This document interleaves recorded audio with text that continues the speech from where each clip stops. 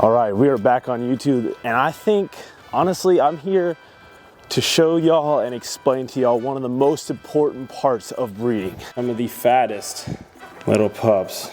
If you take care of these dogs and you love them the way that they should be loved and cared for, they'll take care of you, they'll love you, and they'll make sure that you're fine. And that's the first 2 weeks of a puppy's life. How do we make it most successful for them, and how do we just let them be the best possible puppies that they can be? Temperature. It's 74 degrees in here. When the puppies are just born, we have it up to 76. It's very important that you have a very temperature controlled room, at least for the first 2, 3, 4 weeks of age. As they get older, it's not as big of a deal, but it is still very important that you have very comfortable, healthy, and warm puppies. The absolute cutest puppies you could ever see in your entire world. So this is Miss Lilia right here. And here are some of the fattest little pups in the entire world. Now, how do we maintain extremely healthy dogs, puppies, all of this that we're seeing right here, okay? Number one, cleanliness. These are easy whelping pads, whelping blankets, whatever you want to call it. A necessity. If you're going to have a litter of puppies, I don't care if you have 1, 2, 10 freaking litters in your lifetime, you need these. Do not use towels. Do not use anything else except for this. It soaks up literally everything and keeps everything so clean. If you don't use easy whelping pads or some type of pad or blanket like this, it's going to be disaster. I've used these for 5 years now, and they look brand new. Literally all I do is throw them back in the washer, back to brand new. It's honestly, I don't even know how it works. It's the easiest thing and the most important part, or one of the most important parts to breeding dogs. You need this because cleanliness is everything. As you can see here, just the blockiest and healthiest little pups. This litter is from, as you can see, Miss Lilia and a new stud that we're using named Oakley. He is, so far done an amazing job. These puppies just look amazing. These puppies actually have what you call a Rufus gene, which means as they get older, instead of fading, they should, don't mark my words on this, they should get darker. So hopefully these puppies will get even darker red, or at least maintain the same. And then these puppies right here, the 2 cream, these are 2 boys right here, these 2, they're actually getting darker. So it's pretty wild. Almost all golden doodles do fade, but we're hoping that the Rufus gene shows through on these puppies and they actually get darker as they go. As you can see here, the most important part, let me turn the camera around for this. The most important part about maintaining healthy puppies is not actually focusing on the puppies, it's focusing on the mom. If you're not focused on this mom and her well-being, the puppies will reflect the way that the mom is feeling. How do we make sure that the mom is extremely healthy and well taken care of and happy? Let me go show you how. Okay, so by far the most important part to keeping a healthy litter of puppies is keeping the mom healthy. And how can you keep the mom healthy and happy? Not only healthy, but you gotta have happy, because if you don't have happy, you don't have healthy. They're both the same, in my opinion. If you're not happy, you're probably not gonna feel healthy. But if you're healthy, you're gonna feel happy. They both run together. So, that being said, let's talk about the healthy part, then we'll talk about the happy part. So first, starting off with the nutrition of a pregnant or an already whelped mom that's taking care of puppies is nutrition. Now, what you have to understand is, one thing is, when a dog starts to go into labor, and maybe the day or 2 days before, she's gonna lose her appetite. At least what I found with almost all of my females is they lose appetite, okay? But you need them to start eating. It's a very important part of the process so that they will have enough milk production to then feed their puppies. Now, you kind of have to just come to the agreement so that they're not going to eat as much while they're whelping their puppies, while they're in labor, leading up maybe a day or 2 before they have puppies, and then also a day or 2 after they have their puppies. So that's like 4 or 5, about a week of having trouble getting your dog to actually eat. Now, what we're gonna do in this time is we're gonna try and feed them as much as possible, but at the end of the day, they're just not gonna eat as much. And that's okay, you know, we're just gonna try and get them as much calcium as they can get because they need a lot of calcium and vitamins because whenever they're birthing their puppies, it just takes a lot out of them. So calcium is very important. Now, right before they have their puppies and when they're having their puppies, I give them yogurt, okay? You wanna look at the back of the yogurt and make sure it has the highest amount of calcium that you can find. They love yogurt, it tastes really good to them. I know that you can get calcium supplements to give them, that's another option, but I've always found that just yogurt, plain yogurt works really good and they love it. But now after they have their puppies, let's talk about what I'm going to try and feed them. So the most important part of this is just dog food, okay? You want a high nutritious, high absorbing dog food. You don't want this crappy food. Don't waste your time and money on just bull crap that is not gonna help you. Don't cheap out on dog food, it's just not worth it.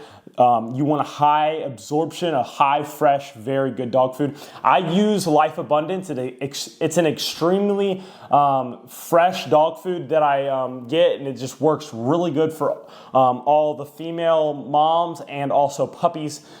They don't sell in stores because they ship it to you and they make that batch of dog food that week. So it's very fresh and high absorbing dog food. So I'm gonna pour this in. Okay, this is, I don't know, probably 2 red Solo cups full, maybe 2.5 red Solo cups full of dog food right here. It's a good amount of dog food, but you want them to be able to eat all the dog food, and then we're gonna feed them again later in the day. Anyways, we'll get onto that later. Okay, then what you have to understand is we're trying to get these dogs to eat, okay? And they're not really gonna have the highest metabolism or highest want to eat food right after having puppies or right before having puppies.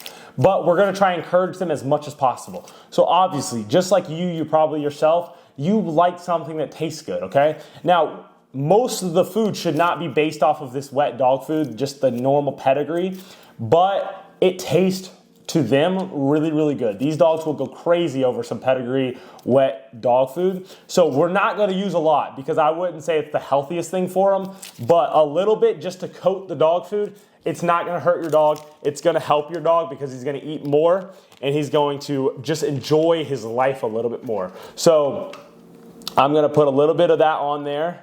They just love that, okay? So it's not a ton of dog food. I mean, this is just a little bit of wet dog food that we're gonna put on there. You should never feed your pregnant mom 100% wet dog food like this unless it's already used to maybe eating like a farmer's dog or a more high quality dog food like that. But if your dog is not used to eating a wet dog food, don't just throw them 100% onto wet dog food while he's having puppies. If you don't know that, you probably shouldn't even be breeding dogs at this point. But that's for another conversation. Okay, then we're gonna use this, it's called Gestimate. It's a really good, just additional thing to it. So we're just gonna add 1 scoop on. This is just a really good little booster with some extra nutrients in it. Okay, so we'll put that down. Okay, and then we're gonna use a high calorie weight gainer. It has a lot of whey protein, concentrate, beef broth, pea protein, dried coconut, egg whites, pumpkin, sweet potato, flaxseed, beef liver. This is one of my really favorite ones because beef liver has all the nutrients that your dog needs. Beef liver is an amazing thing. I actually eat it myself. If you look into the nutrients behind beef liver, also whey protein, it's all extremely good for your dog. So even if you have an extremely high working, maybe Labrador Retriever or working dog, this is a really good thing to add to their food. So we're just gonna add 1 scoop. Okay, so this is a high calorie, for health weight gainer right here. It works really good, it's extremely healthy. We're gonna add 1 scoop of the Nurse Hall milk replacer. I like to add this just because they do like it. I also add this sometimes to the puppies' food, and it just is a really good additive. Some extra calcium and everything that they would need to make the best quality milk that you could possibly get. Another thing that I'll add on to there is some high calorie liquid nutritional dog supplement. This is a Dine high calorie. It's very rich in omega fatty acids to support a healthy immune system, skin, and coat, which is very important. So we're not gonna add a ton of it, but just a little drizzle over top. You don't wanna go crazy with the supplements, okay? You wanna add a little bit. I'm adding a tiny bit of supplements in.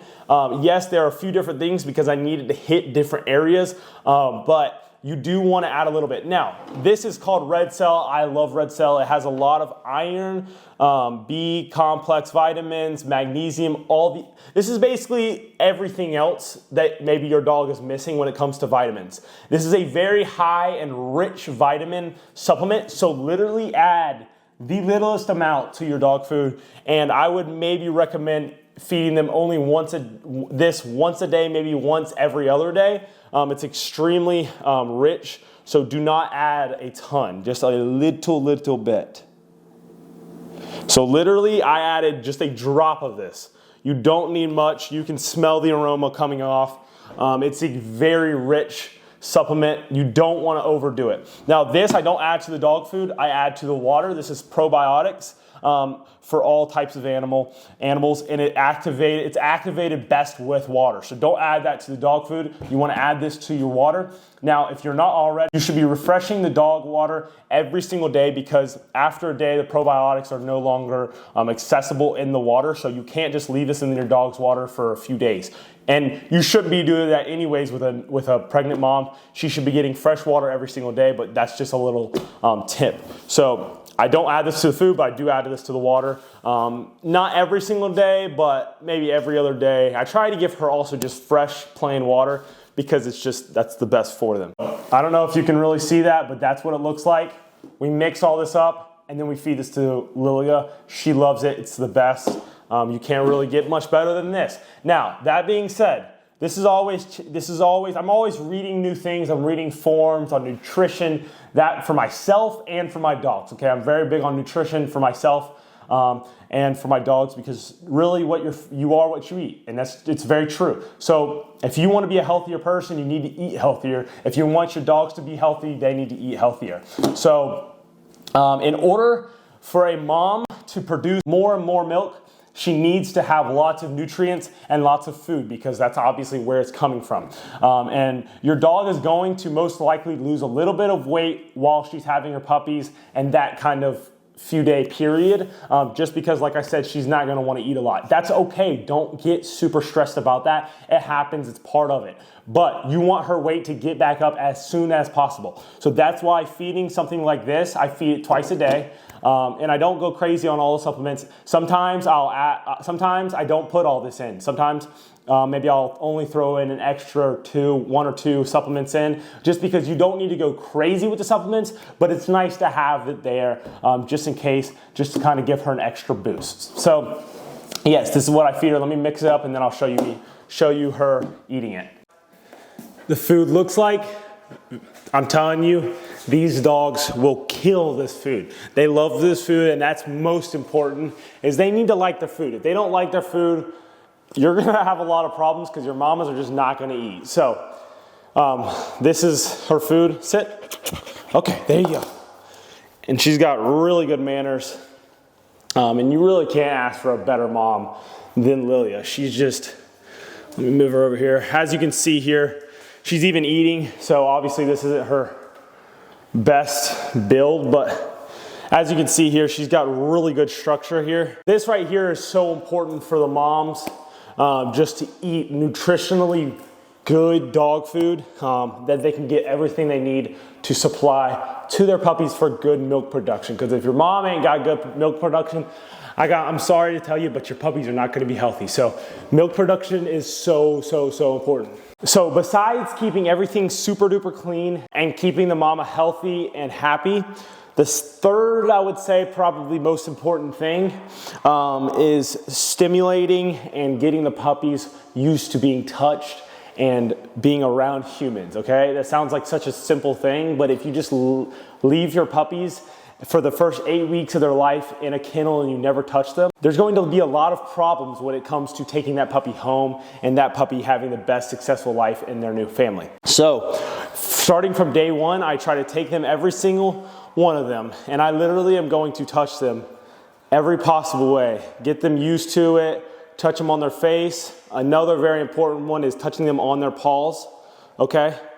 We're gonna touch them all over to make sure that they're used to this. Also, even when they're going to the groomer is going to be touching them in the paw, touching them on the belly, chest, everywhere, okay? And this might not really seem like that big of a deal, but trust me, the difference between a puppy that has social and human interaction from day one versus just being left alone for the first 8 weeks of their life and then expected to just, be a totally normal dog when they're go home to their family. Trust me, it's a very big difference. Early stages of getting them used to new sounds, new smells, new textures, it's so important. I try to play the radio in here for them, vacuum around them. Loud noises are so important. Loud bags, everything that you could ever ask for to just get them used to and getting prepared to go into their family. Because at the end of the day, I'm raising family dogs.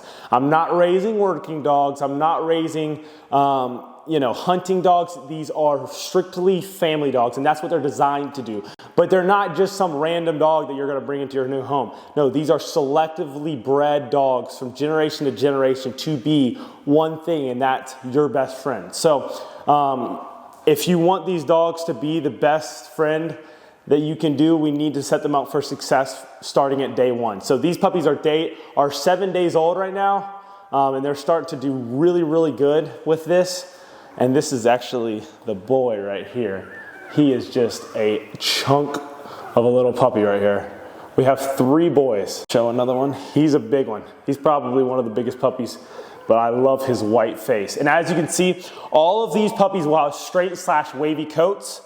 And they're just beautiful. As you can see already, showing that very blocky structure that we just love. The structure of these puppies are very important. And as you can see with Lilia, she has a supreme structure. Her structure is extremely well built. And you really can't ask for a better dog than Lilia. So we're hoping that this is Lilia's second litter. I'll show you some pictures of what Lilia's past puppies look like. As you can see here, they did not disappoint. She's a very good mom, probably one of my best moms so far. Even when she was having her puppies, she didn't really need much help. So she's really good with her puppies. Obviously, I was here. I slept on a cot out here next to the kennel and made sure everything was fine. And but she did a really good job. As long as you keep your moms happy and healthy, you don't really have to worry about the puppies. Obviously, you want to get in here and socialize them. You don't just want to leave them. But if you keep this area clean and you keep the mama healthy and happy, she'll raise these puppies. If you have a good mama, she'll raise the puppies, no problems. The puppies will be extremely healthy. Having a clean kennel with a healthy and happy mom. If you have those 2 things, everything else becomes a lot easier. Number 3 then I would say is socializing the puppies. You need to do that. If you don't socialize your puppies, you're gonna be in for a long ride, if I say. This might sound crazy, but sunlight is everything when it comes to keeping a happy and healthy mom. Okay, now that's the second part of being happy. You really want this dog to be extremely happy. So taking that mama out at the first few days, the mom's not gonna wanna leave the puppies, but you've gotta get that mama out. You've gotta get her out here, play some ball with her, love on her, just get her away from the puppies because she's not gonna wanna get away from them, but it's so important to do that. So Lilia, come here. This is so important. If you take care of your dogs, they'll take care of you. That's my motto. And it's just something that's so important. If you take care of these dogs and you love them the way that they should be loved and cared for, they'll take care of you, they'll love you, and they'll make sure that you're fine. So if you don't do that, I guarantee you, it'll come to the surface, So, but as long as you maintain this happy, healthy, relaxed mom, you've got to get her out of the kennel. She's not gonna want to leave her puppies, but even if you have to pick her up, take her out, just for a few minutes even a day, it's so important. I obviously didn't cover every single thing of raising a litter of puppies, but these are some extremely important key points to just make sure of when you're raising a litter of puppies. If it's not 1, 2, or however many litters you have in your lifetime, if you make sure you nail these points, don't overcomplicate things, but this will make your life so much easier. If you have any more questions, drop a comment. Please like, subscribe, and follow the Instagram. All the links are below. Thank you so much. Peace out.